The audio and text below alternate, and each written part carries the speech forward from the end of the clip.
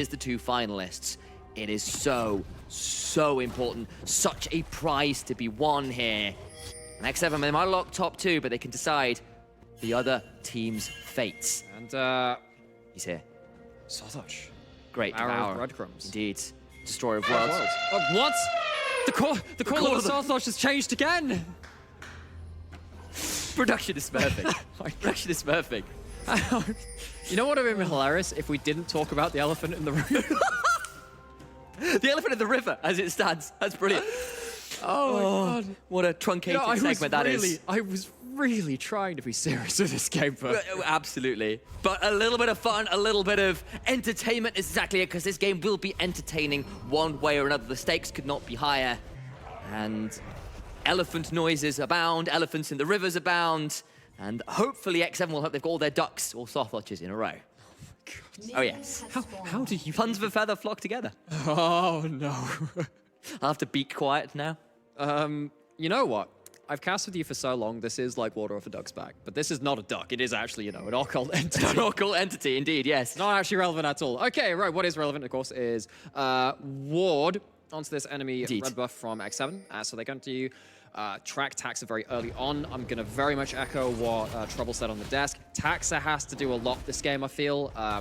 If you can win through mid-jungle early on, that is huge. But what we do know, actually, very relevantly to actually this mid lane matchup and then the jungle mid as well from Astralis is Rogue lost to Astralis in the LEC. They did. Playing the Ahri Lee Sin into the Vex, level 1 in bot lane. Very dangerous on both these sides, but watch for the overextensions in mid jungle because both of these combos follow up really, really hard. Level 6 for both of these teams, where the jungle goes first and then the other player follows up, are absolute 100-0 combos. I don't care who you are, you will die at that point in the game.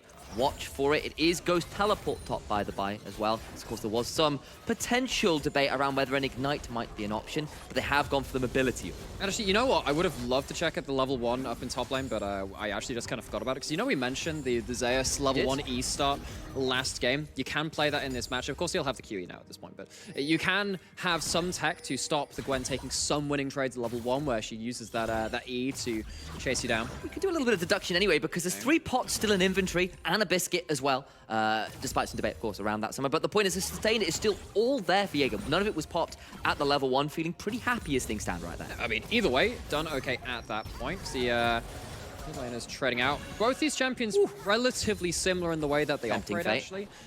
I have to say, the more I've seen this matchup on the competitive stage, I've quite liked Vex into Ahri. I feel like you can trade at level 1 where Ahri often gets control of that lane. And if Ahri steps too deep, you don't survive Vex Burst that often. In this game, of course, you are going to have to be a bit more set up yourself. You're not necessarily going to be the big damage there because you have double AP solo laners. Gwen doesn't bring any CC to the table. You're basically relying on Rakan to be your big damage. And Tep was trying to vex the Temptress, but Taxa is here to punish that quite quickly. And reminder on Monday. See, Sam, this just reminds you of saying, like, Tempt, Taxa, Donkey. Sorry, go on. What happened on Monday, Sam?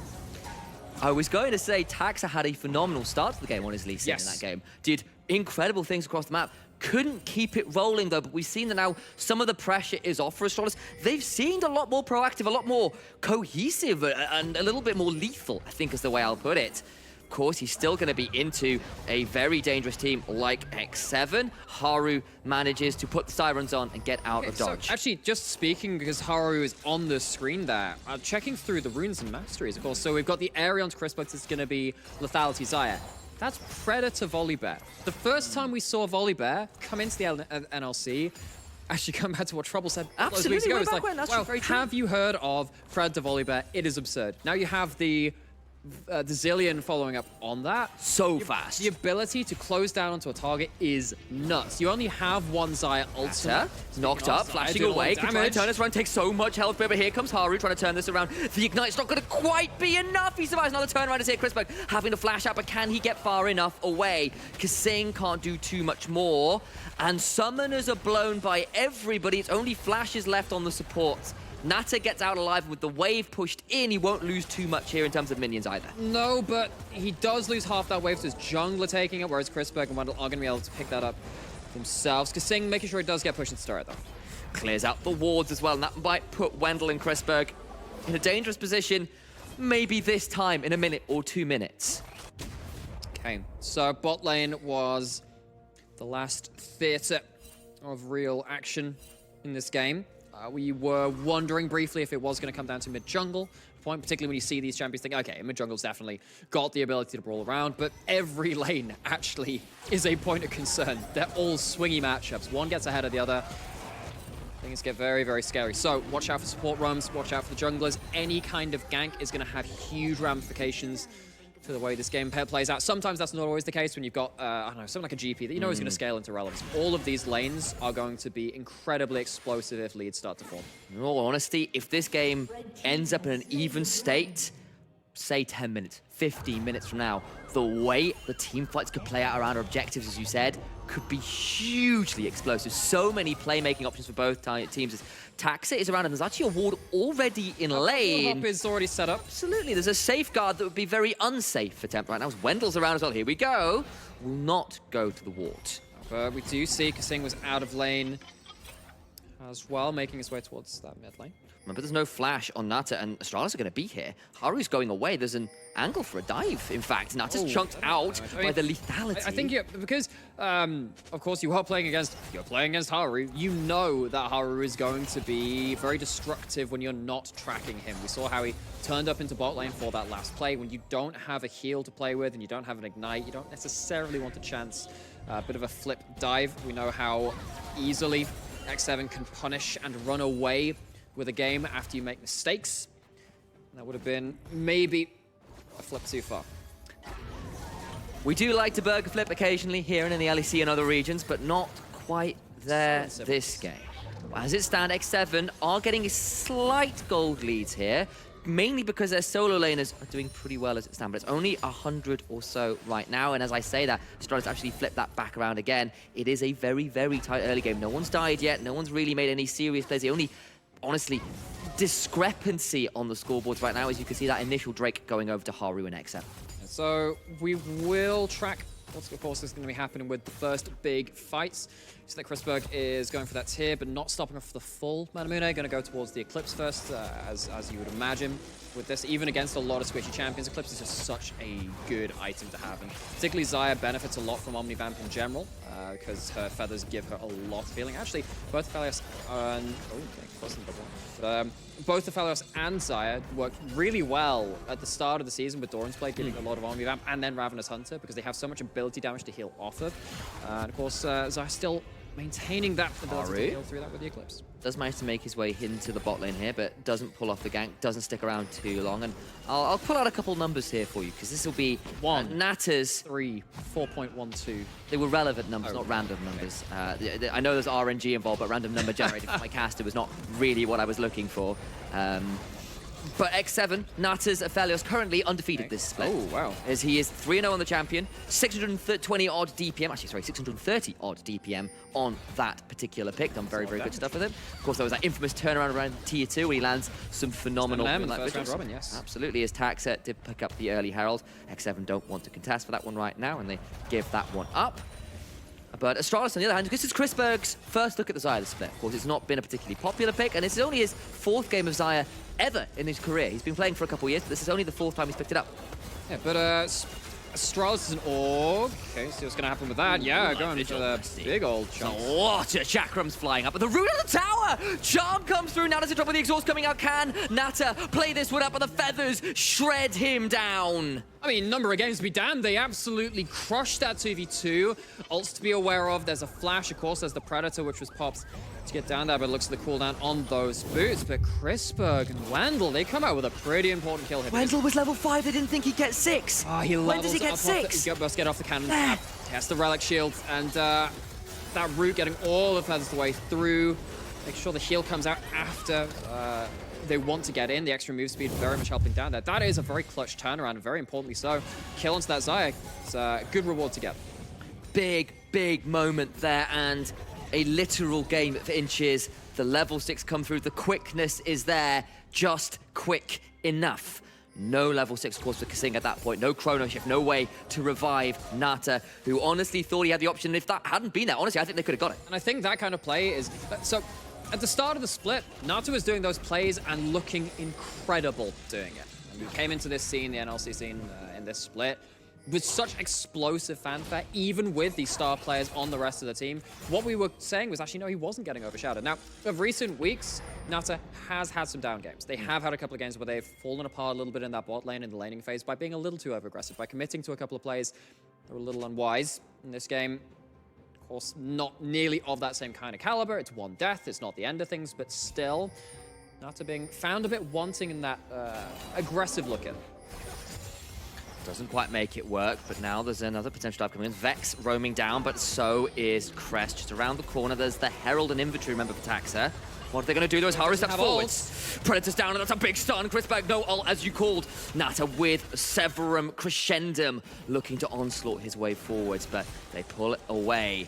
Not too much blown there, aside from the Predator. But serious discipline on both of these teams, that particularly on Chrisberg, to just be like, look, I don't need to flash out. Got teammates who are coming. This isn't a problem. Nata, though, has the ult for the Gravitum. Being so aggressive with these Moonlight Vigils, and from the Haru is here. Flash, thundering smash, takes down Chrisberg. So, about that discipline, doesn't really matter, though, when you've got that much to lock down. Graviton comes through. Haru commits the flash, takes down the AD carry. That's a one trade for X7. Bomb into stun. Chunks Wendell out, won't get too much more. He does get away. Nata is a little low on HP bar as Taxa, looking for a bit more, but turn around there with the Gravitum slows means that there's no real look in for a kill, though I appreciate the look in from Taxa. And again, we talked about Taxa having good impact on that last game day. Sat now at 0-0-0 across the board. Actually, the entire top side of Astralis sat on that scoreboard. And let's look at this top lane as it's on screen, because it's not actually been that active early. But Carlson, again, one of these players that has come in, very young player, and he's had some moments of absolute domination, playing through a lead, looking like the best player on his team during their struggling weeks. When he has been put on weak side, when he's been the point of attention by the enemy team, he has always stood up to that task. But in this game, managing to define in the early lane, now we have to start tracking his presence in these team fights. The thing is, Astralis over the last couple of weeks have improved in their early games. Their early games have been better.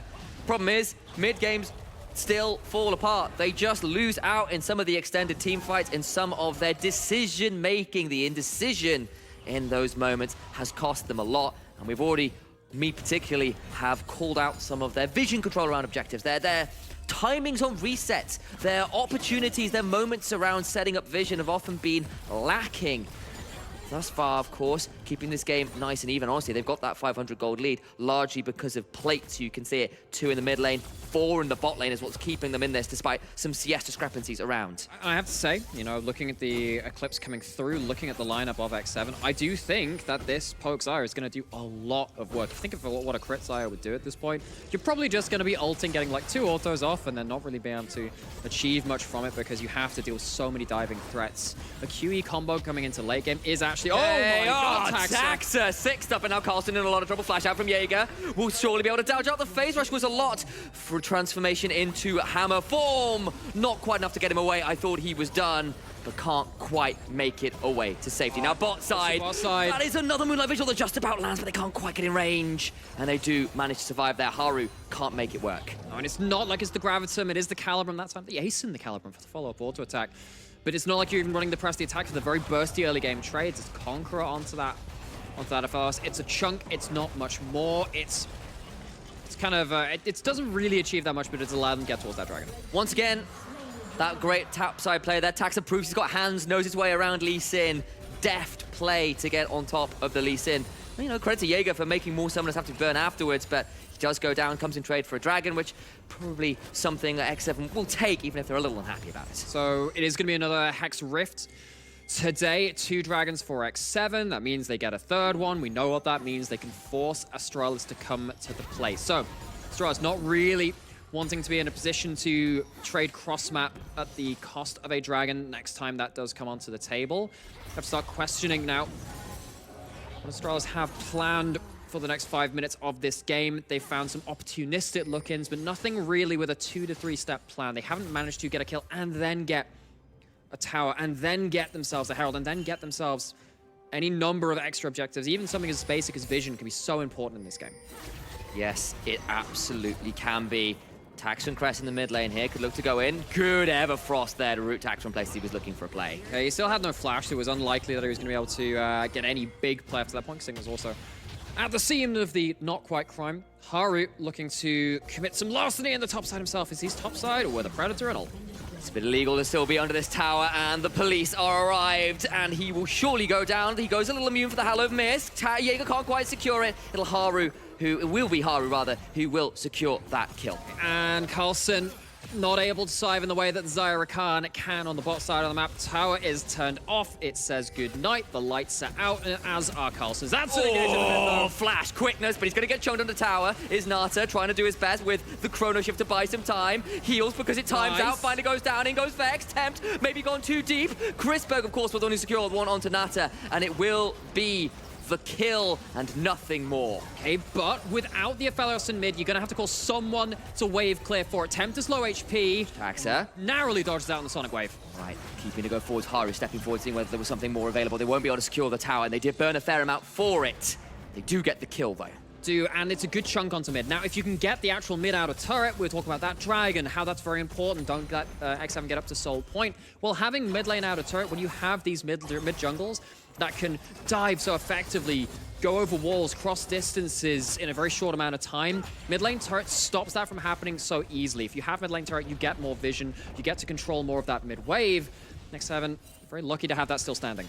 Yeah, just a heads up as well, this is not a very typical position that X7 find themselves in. They are our best early game team in the league. They're normally up. What HP is that tower on? Observers, what HP is that tower on? That is 7 HP. Okay, yeah. 7 HP. And X7 are down. It's the same number of HP as Star Wars movies that exist. See what you tried to do there. We won't go there. I could see a little bit of the bitterness there that was about the Halo series. Last game is in this one right now. But X7 down 2,500 gold. Well, they are normally up 2,600 gold at 15 minutes standard. This is an unusual position for them. I'll see whether they can play it out.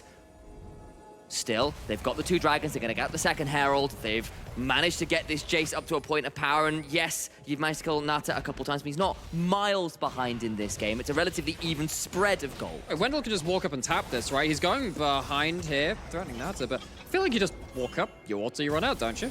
Jaeger is continuing to pressure into this top lane. Though Carlson, I think he's just dead. Gosh. Nearly. Gonna pop the ghost, but here comes Haru. But there's a Stormbringer, turn the tower off. Can you get close to, of course, the TP out in trade? And they'll take that option as it came in from the blue side jungle, stealing away X7's blue buff, by the by. Okay, so you can see that the top side of Astralis' jungle has been given up. Talking about the blue buff being stolen away. That's kind of the price for trying to show bot side, throw a play through mid bot, so you can get a better position for this dragon. Now, Astralis haven't left that much vision. They haven't got that much wave shove on that side of the map. They have mid, they don't have bot. Crest looking towards top. Earned his ultimate, actually. You can think about turning this around. Here comes Wendell, who's got the quickness, trying to turn this around, flashing away his Crest, gets the knock-up with the grand entrance, and he's arrived just in time. Okay, so Ahri versus Jace, actually a really good Ahri matchup. You can save your charm to cancel the To the Skies. Doesn't do it there, doesn't even need to.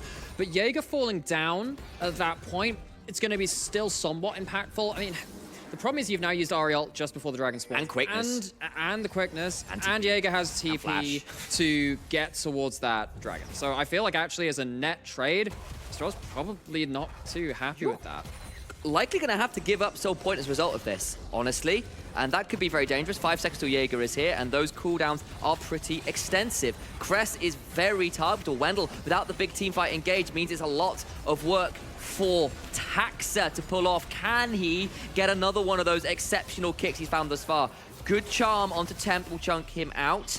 And that might be a cost. That is the Shirelius pop by Wendell to try and find something. Carlson on the flank.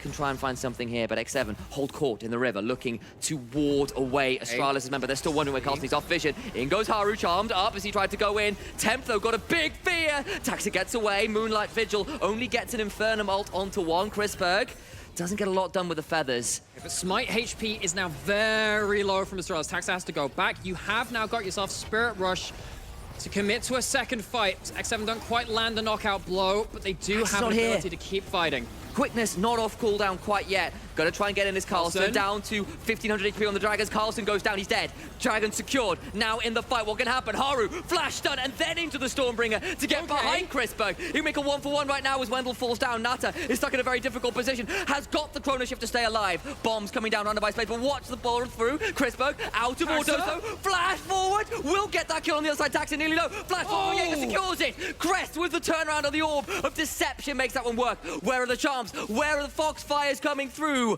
Chrisberg so low HP, needs to be afraid, doesn't have the ultimate. One shock blast would murder him. In goes to the toe of the skies. Quite to knock him away with a hammer blow, but it's Astralis to come out with the win of the team fight. It's not the Dragon for Astralis, but it's just about everything else that they wanted. Carlson, he had to go for the flank, make X7, use some cooldowns on him. It's just not quite at the right spacing. That's when I started getting worried for them. But oh my gosh, Xayah is online. Even with Brazilian ult used onto the Aphelios, you know he's going to resurrect with a lot of HP. It's not enough of a HP turnaround to work. And Chrisberg has an awesome fight looking back at it. Flash to secure the root. Otherwise, there's not enough damage, and he falls. And then with Cress, the healing for Ari and extended fights just means she's such high HP, and credit to Jaeger for trying, just not enough in the tank. Now the question is, you've gotten a lot of gold out of that play. You've got some gold onto good members too. This is Shadow Flame now. Got the mid turret, got the bot turret. You've got mid turret was already gone. They did end up getting that of course, yes, before the play, but bot, of course, managed to push that in as well. Astralis, you have a lot of gold on your main carries now. Maybe you can commit towards those big fights. As much as you have to deal with that soul point, next time it comes to a 5v5, if Chrisberg gets the same kind of angle he did in that one, you have to be very scared as X7. And reminder about this game, X7 lose, the top 3 gets thrown into shambles. X7, XL will not be on top. Due to head-to-heads and tiebreaks in the second half records, most importantly, Bifrost would be our regular split #1 team. X7 go down to 2nd, XL go down to 3rd. Reminder again, X7 are currently 1 and 2 in game score over the last 2 weeks. Yes, the game on Monday was a bit of a debacle with a last-minute Nexus Tower turnaround, but they are still behind in this game. Carlson, though, is overshoved, will not be able to outplay 3 members, surely not. And Jaeger gets that kill, 3rd of the game for him. Carlson sidelining, once again, I think a point of concern for this team, but about a 2,000 gold lead there for the Jace, or rather 1,000 or so, but it is Cress, it is Chrisberg that have got the leads right now for Astralis on the other hand. Your mid and AD carries at 3 items and a Muramana transformation is this Xayah. Absolutely terrifying. And also seeing the Shadow Flame coming out of the Ari, it is that magic pen you're missing out by not going towards your boots or your Ludens. It's still fine, it gives you more HP to tank up something like a Vex coming into you. Now we have a collapse of Astralis onto the top side. They're trying to stun them up, gets knocked down, does go out. Stormbringer comes out to try and turn this one around, but he's going to have to run as fast as he damn well can. Now can Astralis disengage? They're caught in the enemy jungle. Not sure they're going to find too much. Taxa goes in! Gets the kill anyway! Doesn't look what's happening towards the bot jungle. There's a lot of fights going on here, because Singh has to blow both summoners. He's so low. Chrono Shift was burned as well, and X7 are losing this game. Is this now a Baron angle? You don't have Smite, you have a teleport on Jaeger, but this is going to be gone. Astralis, their mid-game where they have so often fallen to pieces, put it back together, they glue it back. It is 2 ultimates and a dream right now for Tempt and Nata. Chomp just at the edge. Everfrost lands as well. Big chunk. What can they do, though? Goes in with the Shadow Surge. Baron secured as well. Nata about to be run down, has got the Gale Force, but the feathers fly through and shred him. Crest gets Vex. And that is Baron for Astralis. Astralis, the team which is again out of playoffs. There are no complications for them. They are here for confidence, for pride, and for a way to leave this split on a high note. And that one is very much falsetto. It's far out of my range. As this fight happens on multiple angles, and as much as we have had concerns about Astralis overcommitting, having a bit of a mid-game issue at points, this one is X7 committing that flaw. Yeah, they tried to turn around the dive. You saw what they were going to do. And then that max range charm does so much work, and I appreciate it, Tempt. I know you have to try and do something here or the Baron is gone, but it's just more salt in the wound. XL right now out there watching this game. Abject horror. Abject horror. Head in hands. X7, though, are at soul point. 10 seconds till that one comes up. Do they want to fight? I'm not sure they're going to have a chance. That is still a win condition. And by the way, yes, you're down a lot of gold, but this comp does scale pretty well. Vex and Aphelios and Jace can do a lot at 3 items, but they got to get there. They can't lose too much more than this. What I'll say about Vex in terms of the ever-feared scaling word is Vex is great when she is ahead of the game. When she has more gold than you kind of expect someone to have at that point in the game. If you snowball her, she's ridiculous. The problem is, if you tag this now onto a Hex-Drink Elise Sim, who can safeguard away, kick you away, onto Merc Tread's HP built up from the Shadow Flame Ahri, that's going to be difficult. Of course, Rakan making things a little more hard to activate. Honestly, this Vex, very, very hard to play out cleanly. I'm going to try and get onto Crest, but does force the Spirit Rush a little more. Haru going to get sped away. And the real dangers right now is this Ahri. Very close to a death cap. 7-1 and 3 for Chrisberg. It's not been his split. It's not been his statements in later games. He's misstepped a lot. He's mispositioned a lot. But this game, he has been nothing but great. It's Haru. Oh my gosh. Running more like a cheetah than a bear right now. Lol bear just comes in, just like, yep, cool, I'm ready to fight. Carlson fighting a little bit against his, well, takes most of his HP, popping the W2, stay on the dangerous field. to X7. Still do a lot of work, and Chrisberg he's been a little afraid there himself, and gonna keep a hold of their inhibitor turret. Still got some bite to them. Could throw out bind the Eclipse there onto Taxa, but he'll safeguard away and they won't pop it quite. Yes, Haru continues to run. Wendell, of course, not having that flash, but hang around the corner. The way that engaged champions so effective. Chrisberg, of course, does have the Eclipse for the extra healing, but eating Shock Blast, probably not best for their short-term health. That's still the thing, right? Chrisberg is still a poke target. You don't get to play that safely. You're not going to Gale Force. If you get jumped on, if you don't have the ultimate, you're still pretty killable. Okay, so we now see that Astralis' Baron buff has fallen off. Crest level 16. Still with the... It's fine. Either way, what we see from a first Baron is, to use a term that Rue dude, who's occasionally casting the Div 2 broadcast, is the economy Baron. You do it for money. The next one is the kill, but they might not. Alrighty then, this top tier 2 has been X7's savior in times past, but Vex just gets deleted. It's a Vex press straight to the graveyard as Haru is about to fall down. The Chrono Shift will mean they don't finish that one up, but he's going to have to retreat back to his base. Baron is worn up, but Astralis in force around this top tier 2. I'm not sure does X7 have many ways to defend this one. It'll be another tower going down, a 6th of the game for Astralis, and they move their way up to 10,000 gold in the lead here at 27 minutes. And I think the worst thing here for X7 is that they would have loved for a dragon to come up so they could at least try and not commit to a base defense and try and get themselves a steal, get themselves that soul. 4 items. 4 items on Chrisberg. Yeah, and you see the death cap. It's also very expensive. Side of Crest, that is a lot of damage on your... It's 2 for Nata. It's 2 right now for Temp. He's not even got a stopwatch right now. Not quite got the 3rd on Jaeger as well. And you want to fight for this soul maybe in 2 minutes, but you're going to be in such a discrepancy. If they can get to 3 items, it's a possibility. You'll have the crit there for Nata. You'll have Temp maybe with a little bit more safety with the stopwatch, but now at least Jace has that 3rd item. He's going to start hitting a little harder. He is, and you're preying on overextensions. The problem is, how do you overextend when the enemy is in 5 champions strong in your side of the map? How do you do that? As long as the Astralis don't commit to 3 lanes, they stick on 2. I think it's difficult for X7 to find themselves a really strong engage, rather. They have themselves move speed on the volley back. Got a lot of ways to catch out individual targets with the Vex and the volley. It's just so hard to actually land the knockout blow, even with the Edge of Night now on Chrisberg, as you're talking about those items coming in. The ease of execution is not low. No. Minute 15 seconds till Soul.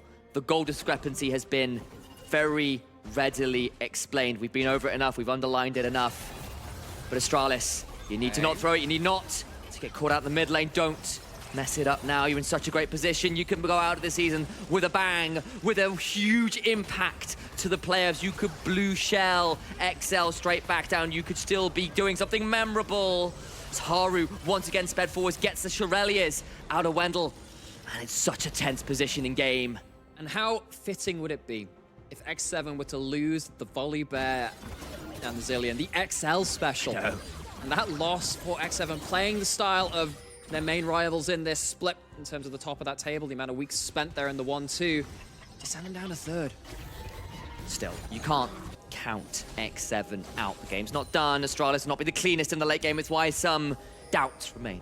why X7 have been the #1 team in my league for so damn long, is Wendell gets stunned. Can you follow up anymore? No. Not quite enough. He'll have the battle lance out, but it's still 10 seconds now until this soul. Baron's live. You have the extra distance on that E out, and yes, this is all well and good. Remember, you do have pots left, though. You've still got the corrupting pot inventory from Crest. You still have that passive, and either way, you can look at this and say, yes, you're taking chunks, but are you actually in a position to fight? Absolutely not. You're stuck where your inner tower used to stand, not even close to the objectives. No, they've decided now is not the time. They want that third item complete. Stopwatches in inventory attempt now. You can see the BF sword and the dagger right now for Dagger, who's still not completed tier 2 boots. I actually hadn't noticed that. That is ridiculous. I mean, you have a Astralis, you have a Zillion. You can have a little bit of help in the move speed department, but there are a lot of people who are calling for that. A lot of people who need that. A lot of pieces need to be in the right place at the right time. X7 struggle to find that balance and that spacing. Especially with their champions, you think that that's a very important part of it. Oh, there's going to be a bit dangerous. Jaeger's got him for a lot of damage. Will knock his way out as well.